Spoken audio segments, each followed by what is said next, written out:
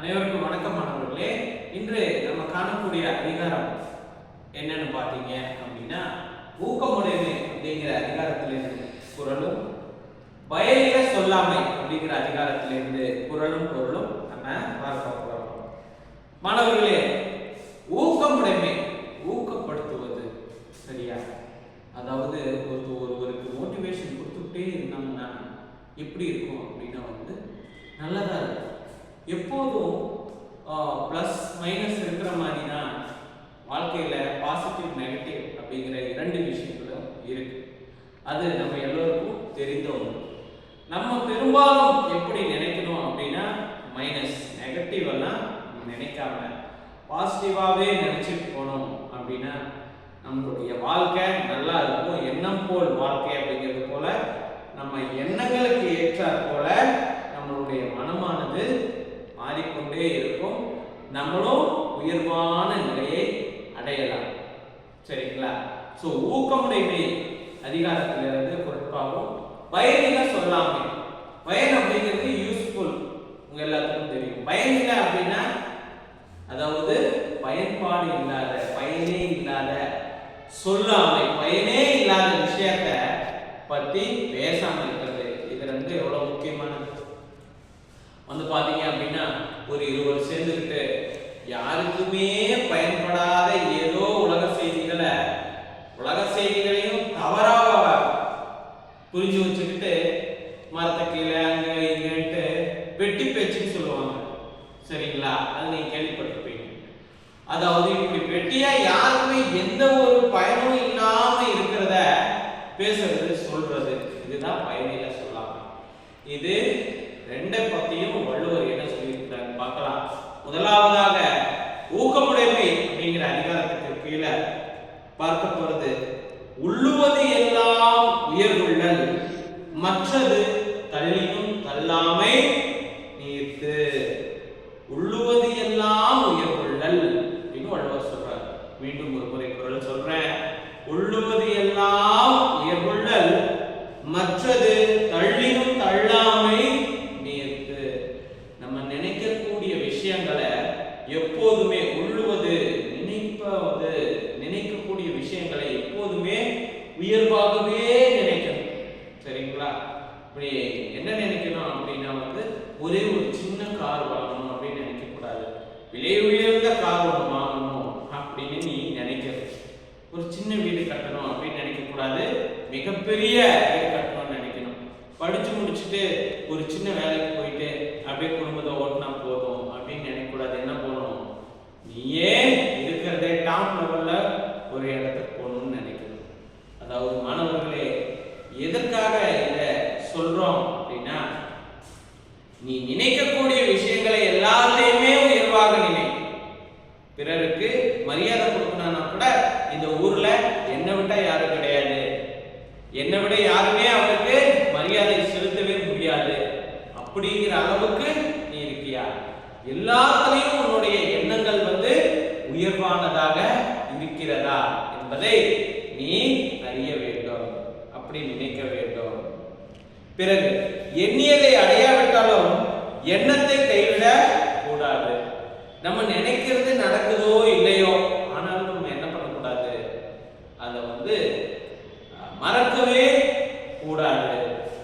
நம்ம நினைக்கிறது நடக்குதோ இல்லையோ அதை பற்றி நம்ம கவலைப்படவே கூடாது.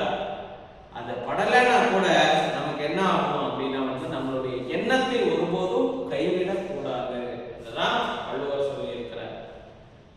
நினைக்கிறது என்ன பண்ணணும்? பெருசா நினைக்கணும்.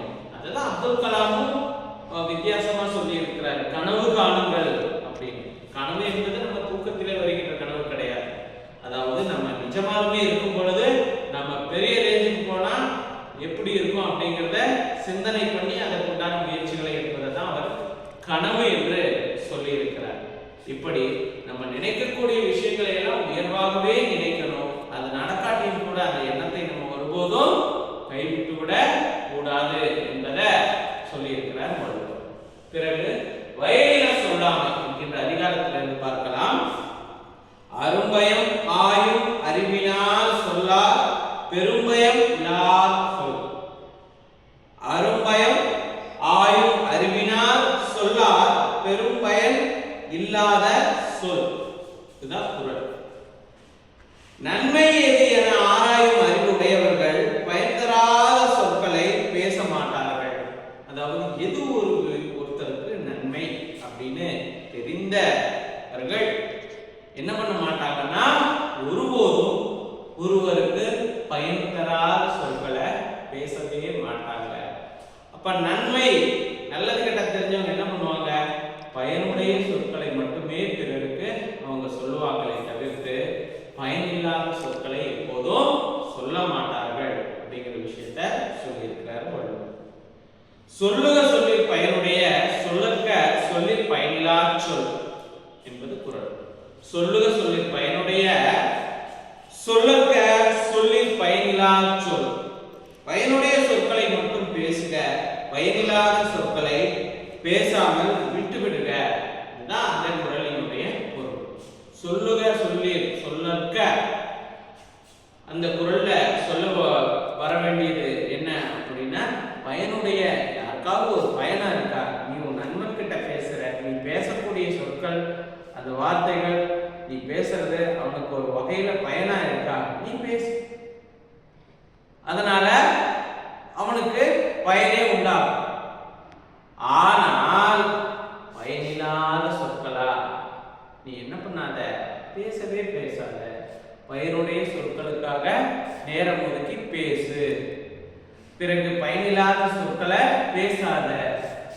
அதாவது ஒரு சில பேர் வந்து கசமுசன்னு பேசிக்கிட்டே இருப்பாங்க, எந்நேரமும் பேசிக்கிட்டு இருப்பாங்க, ஒரு எல்லையே இல்லாம பேசிக்கிட்டு இருப்பாங்க. கடைசியில அவங்க பேச வந்ததுல இருக்கிற கருத்து என்னன்னு பார்த்தீங்கன்னா ஜீரோவா இருக்கும். சரியா? அதனால அப்படியெல்லாம் நம்ம பேசவே கூடாது. நம்ம முடிந்த அளவு பேச வேண்டிய இடத்துல மட்டும்தான் பேசணும். அதையும் வள்ளுவர் சொல்லி இருக்கிறார்.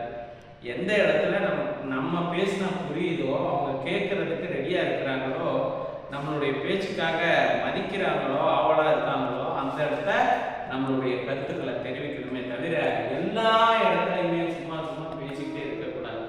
அதனாலதான் எந்த ஆசிரியர்கள் வகுப்புக்குள்ள வந்தாலும் முதலாவதாக சொல்லக்கூடியது என்ன அப்படின்னா அமைதி அமைதி அப்படின்னு சொல்றாங்க. ஏன்னா நீ வந்து ஏதோ படிப்பு சம்பந்தமா நீ அதிக நேரமா பேசிக்கிட்டே இருந்த அப்படிங்கிற பட்சத்துல எந்த ஆசிரியராச்சும் உன்னை பேச வேண்டாம் அப்படின்னு சொல்லுவாங்களா? கிடையவே கிடையாது.